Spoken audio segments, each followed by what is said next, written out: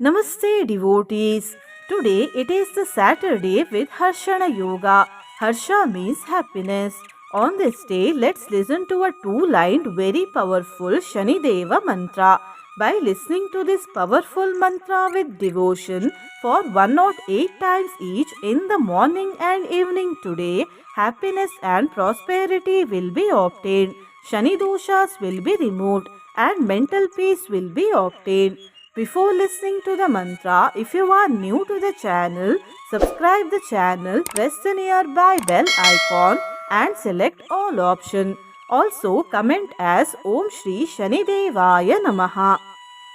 परचक्रविभेदी च पाण्डवेषु वनप्रदः परब्रह्मस्वरूपश्च पराज्ञापरिवर्जितः परचक्रविभेदी च पाण्डवेषु वनप्रदः परब्रह्मस्वरूपश्च पराज्ञापरिवर्जितः परचक्रविभेदी च पाण्डवेषु वनप्रदः परब्रह्मस्वरूपश्च पराज्ञापरिवर्जितः परचक्रविभेदी च पाण्डवेषु वनप्रदः परब्रह्मस्वरूपश्च पराज्ञापरिवर्जितः परचक्रविभेदी च पाण्डवेषु वनप्रदः परब्रह्मस्वरूपश्च पराज्ञापरिवर्जितः परचक्रविभेदी च पाण्डवेषु वनप्रदः परब्रह्मस्वरूपश्च पराज्ञापरिवर्जितः परचक्रविभेदी च पाण्डवेषु वनप्रदः परब्रह्मस्वरूपश्च पराज्ञापरिवर्जितः परचक्रविभेदी च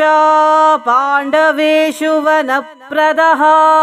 परब्रह्मस्वरूपश्च पराज्ञापरिवर्जितः परचक्रविभेदी च पाण्डवेषु वनप्रदः परब्रह्मस्वरूपश्च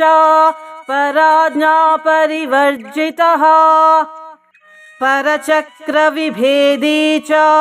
पाण्डवेषु वनप्रदः परब्रह्मस्वरूपश्च पराज्ञापरिवर्जितः परचक्रविभेदी च पाण्डवेषु वनप्रदः परब्रह्मस्वरूपश्च पराज्ञापरिवर्जितः परचक्रविभेदी च पाण्डवेषु वनप्रदः परब्रह्मस्वरूपश्च पराज्ञापरिवर्जितः परचक्रविभेदी च पाण्डवेषु वनप्रदः परब्रह्मस्वरूपश्च पराज्ञापरिवर्जितः परचक्रविभेदी च पाण्डवेषु वनप्रदः परब्रह्मस्वरूपश्च पराज्ञापरिवर्जितः परचक्रविभेदी च पाण्डवेषु वनप्रदः परब्रह्मस्वरूपश्च पराज्ञापरिवर्जितः परचक्रविभेदी च पाण्डवेषु वनप्रदः परब्रह्मस्वरूपश्च पराज्ञापरिवर्जितः परचक्रविभेदी च पाण्डवेषु वनप्रदः परब्रह्मस्वरूपश्च पराज्ञापरिवर्जितः परचक्रविभेदी च पाण्डवेषु वनप्रदः परब्रह्मस्वरूपश्च पराज्ञापरिवर्जितः परचक्रविभेदी च पाण्डवेषु वनप्रदः परब्रह्मस्वरूपश्च पराज्ञापरिवर्जितः परचक्रविभेदी च पाण्डवेषु वनप्रदः परब्रह्मस्वरूपश्च पराज्ञापरिवर्जितः परचक्रविभेदी च पाण्डवेषु वनप्रदः परब्रह्मस्वरूपश्च पराज्ञापरिवर्जितः परचक्रविभेदी च पाण्डवेषु वनप्रदः परब्रह्मस्वरूपश्च पराज्ञापरिवर्जितः परचक्रविभेदी च पाण्डवेषु वनप्रदः परब्रह्मस्वरूपश्च पराज्ञापरिवर्जितः परचक्रविभेदी च पाण्डवेषु वनप्रदः परब्रह्मस्वरूपश्च पराज्ञापरिवर्जितः परचक्रविभेदी च पाण्डवेषु वनप्रदः परब्रह्मस्वरूपश्च पराज्ञापरिवर्जितः परचक्रविभेदी च पाण्डवेषु वनप्रदः परब्रह्मस्वरूपश्च पराज्ञापरिवर्जितः परचक्रविभेदी च पाण्डवेषु वनप्रदः परब्रह्मस्वरूपश्च पराज्ञापरिवर्जितः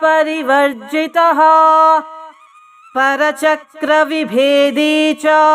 पाण्डवेषु वनप्रदः परब्रह्मस्वरूपश्च पराज्ञापरिवर्जितः परचक्रविभेदी च पाण्डवेषु वनप्रदः परब्रह्मस्वरूपश्च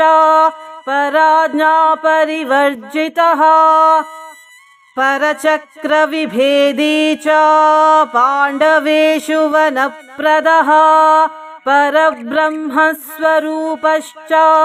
पराज्ञापरिवर्जितः परचक्रविभेदी च पाण्डवेषु वनप्रदः परब्रह्मस्वरूपश्च पराज्ञापरिवर्जितः परचक्रविभेदी च पाण्डवेषु वनप्रदः परब्रह्मस्वरूपश्च पराज्ञापरिवर्जितः परचक्रविभेदी च पाण्डवेषु वनप्रदः परब्रह्मस्वरूपश्च पराज्ञापरिवर्जितः परचक्रविभेदी च पाण्डवेषु वनप्रदः परब्रह्मस्वरूपश्च पराज्ञापरिवर्जितः परचक्रविभेदी च पाण्डवेषु वनप्रदः परब्रह्मस्वरूपश्च पराज्ञापरिवर्जितः परचक्रविभेदी च पाण्डवेषु वनप्रदः परब्रह्मस्वरूपश्च पराज्ञापरिवर्जितः परचक्रविभेदी च पाण्डवेषु वनप्रदः परब्रह्मस्वरूपश्च पराज्ञापरिवर्जितः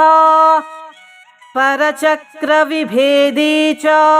पाण्डवेषु वनप्रदः परब्रह्मस्वरूपश्च पराज्ञापरिवर्जितः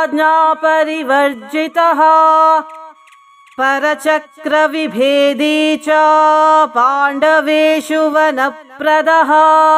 परब्रह्मस्वरूपश्च पराज्ञापरिवर्जितः परचक्रविभेदी च पाण्डवेषु वनप्रदः परब्रह्मस्वरूपश्च पराज्ञापरिवर्जितः परचक्रविभेदी च पाण्डवेषु वनप्रदः परब्रह्मस्वरूपश्च पराज्ञापरिवर्जितः परचक्रविभेदी च पाण्डवेषु वनप्रदः परब्रह्मस्वरूपश्च पराज्ञापरिवर्जितः परचक्रविभेदी च पाण्डवेषु वनप्रदः परब्रह्मस्वरूपश्च पराज्ञापरिवर्जितः परचक्रविभेदी च पाण्डवेषु वनप्रदः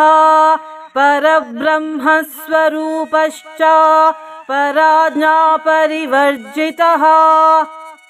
परचक्रविभेदी च पाण्डवेषु वनप्रदः परब्रह्मस्वरूपश्च पराज्ञापरिवर्जितः परचक्रविभेदी च पाण्डवेषु वनप्रदः परब्रह्मस्वरूपश्च पराज्ञापरिवर्जितः परचक्रविभेदी च पाण्डवेषु वनप्रदः परब्रह्मस्वरूपश्च पराज्ञापरिवर्जितः परचक्रविभेदी च पाण्डवेषु वनप्रदः परब्रह्मस्वरूपश्च पराज्ञापरिवर्जितः परचक्रविभेदी च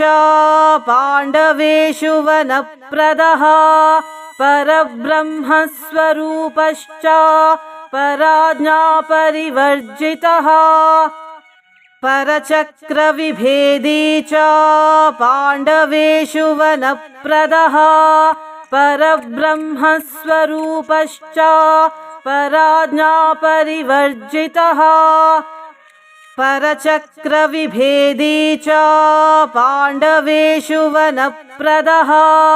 परब्रह्मस्वरूपश्च पराज्ञापरिवर्जितः परचक्रविभेदी च पाण्डवेषु वनप्रदः परब्रह्मस्वरूपश्च पराज्ञापरिवर्जितः परचक्रविभेदी च पाण्डवेषु वनप्रदः परब्रह्मस्वरूपश्च पराज्ञापरिवर्जितः परचक्रविभेदी च पाण्डवेषु वनप्रदः परब्रह्मस्वरूपश्च पराज्ञापरिवर्जितः परचक्रविभेदी च पाण्डवेषु वनप्रदः परब्रह्मस्वरूपश्च पराज्ञापरिवर्जितः परचक्रविभेदी च पाण्डवेषु वनप्रदः परब्रह्मस्वरूपश्च पराज्ञापरिवर्जितः परचक्रविभेदी च पाण्डवेषु वनप्रदः परब्रह्मस्वरूपश्च पराज्ञापरिवर्जितः परचक्रविभेदी च पाण्डवेषु वनप्रदः परब्रह्मस्वरूपश्च पराज्ञापरिवर्जितः परचक्रविभेदी च पाण्डवेषु वनप्रदः परब्रह्मस्वरूपश्च पराज्ञापरिवर्जितः परचक्रविभेदी च पाण्डवेषु वनप्रदः परब्रह्मस्वरूपश्च पराज्ञापरिवर्जितः परचक्रविभेदी च पाण्डवेषु वनप्रदः परब्रह्मस्वरूपश्च पराज्ञापरिवर्जितः परचक्रविभेदी च पाण्डवेषु वनप्रदः परब्रह्मस्वरूपश्च पराज्ञापरिवर्जितः परचक्रविभेदी च पाण्डवेषु वनप्रदः परब्रह्मस्वरूपश्च पराज्ञापरिवर्जितः परचक्रविभेदी च पाण्डवेषु वनप्रदः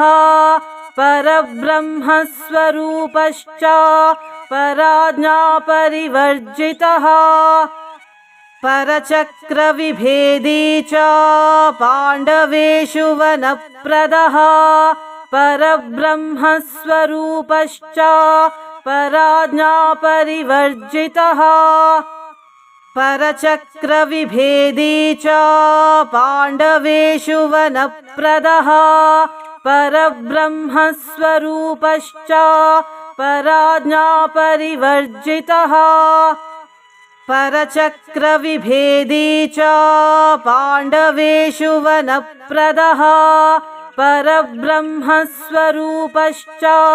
पराज्ञापरिवर्जितः परचक्रविभेदी च पाण्डवेषु वनप्रदः परब्रह्मस्वरूपश्च पराज्ञापरिवर्जितः परचक्रविभेदी च पाण्डवेषु वनप्रदः परब्रह्मस्वरूपश्च पराज्ञापरिवर्जितः परचक्रविभेदी च पाण्डवेषु वनप्रदः परब्रह्मस्वरूपश्च पराज्ञापरिवर्जितः परचक्रविभेदी च पाण्डवेषु वनप्रदः परब्रह्मस्वरूपश्च पराज्ञापरिवर्जितः परचक्रविभेदी च पाण्डवेषु वनप्रदः परब्रह्मस्वरूपश्च पराज्ञापरिवर्जितः परचक्रविभेदी च पाण्डवेषु वनप्रदः परब्रह्मस्वरूपश्च पराज्ञापरिवर्जितः परचक्रविभेदी च पाण्डवेषु वनप्रदः परब्रह्मस्वरूपश्च पराज्ञापरिवर्जितः परचक्रविभेदी च पाण्डवेषु वनप्रदः परब्रह्मस्वरूपश्च पराज्ञापरिवर्जितः परचक्रविभेदी च पाण्डवेषु वनप्रदः परब्रह्मस्वरूपश्च पराज्ञापरिवर्जितः परचक्रविभेदी च पाण्डवेषु वनप्रदः परब्रह्मस्वरूपश्च पराज्ञापरिवर्जितः परचक्रविभेदी च पाण्डवेषु वनप्रदः परब्रह्मस्वरूपश्च पराज्ञापरिवर्जितः परचक्रविभेदी च पाण्डवेषु वनप्रदः परब्रह्मस्वरूपश्च पराज्ञापरिवर्जितः परचक्रविभेदी च पाण्डवेषु वनप्रदः परब्रह्मस्वरूपश्च पराज्ञापरिवर्जितः परचक्रविभेदी च पाण्डवेषु वनप्रदः परब्रह्मस्वरूपश्च पराज्ञापरिवर्जितः परचक्रविभेदी च पाण्डवेषु वनप्रदः परब्रह्मस्वरूपश्च पराज्ञापरिवर्जितः परचक्रविभेदी च पाण्डवेषु वनप्रदः परब्रह्मस्वरूपश्च पराज्ञापरिवर्जितः परचक्रविभेदी च पाण्डवेषु वनप्रदः परब्रह्मस्वरूपश्च पराज्ञापरिवर्जितः परचक्रविभेदी च पाण्डवेषु वनप्रदः परब्रह्मस्वरूपश्च पराज्ञापरिवर्जितः परचक्रविभेदी च पाण्डवेषु वनप्रदः परब्रह्मस्वरूपश्च पराज्ञापरिवर्जितः परचक्रविभेदी च पाण्डवेषु वनप्रदः परब्रह्मस्वरूपश्च पराज्ञापरिवर्जितः परचक्रविभेदी च पाण्डवेषु वनप्रदः परब्रह्मस्वरूपश्च पराज्ञापरिवर्जितः परचक्रविभेदी च पाण्डवेषु वनप्रदः परब्रह्मस्वरूपश्च पराज्ञापरिवर्जितः परचक्रविभेदी च पाण्डवेषु वनप्रदः परब्रह्मस्वरूपश्च पराज्ञापरिवर्जितः परचक्रविभेदी च पाण्डवेषु वनप्रदः परब्रह्मस्वरूपश्च पराज्ञापरिवर्जितः